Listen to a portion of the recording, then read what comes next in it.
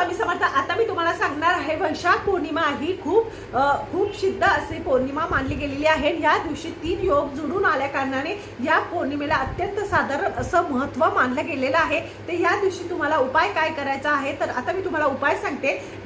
म्हणजे उपाय काय करायचे, तुमच्या मनातली जर इच्छा पूर्ण होत नसेल तर एक नारळ घ्यायचा आहे, त्या नारळावर स्वस्तिक काढायचं आहे, कुंकुवाने हळदी कुंकू व्हायचं आहे। हळदी कुंकू वाहून ते एका कापडावर ठेवायचं लाल कलरच्या, आणि आपल्या लक्ष्मी मातेला ते अर्पण करायचं आहे। श्री सुक्त तुम्हाला म्हणायचं आहे, त्याच्यावर श्री सुक्त, व्यंकटेश्वर स्तोत्र नसेल तुम्हाला येत तर यूट्यूबवर लावून तुम्ही ते मंत्र ऐकू शकतात। आणि नंतर त्या नारळाला गाठ मारायची आहे, तुमच्या तिजोरीमध्ये ठेवायचं आहे। तिजोरीमध्ये ठेवा असं म्हणण्यात आलेलं आहे की जर आपण असं केल्याने आपल्या पैशामध्ये वाढ होते आणि आपल्या मेहनती कष्टाच्या पैशाला बरकत असते असं म्हणण्यात आलेलं आहे। तर हा उपाय तुम्ही नक्की करून बघा, वैशाख पौर्णिमेच्या दिवशीच करायचा आहे। माझ्या चॅनलला लाईक सबस्क्राईब करा, आवडला असेल तर कमेंट करा। श्री स्वामी समर्थ।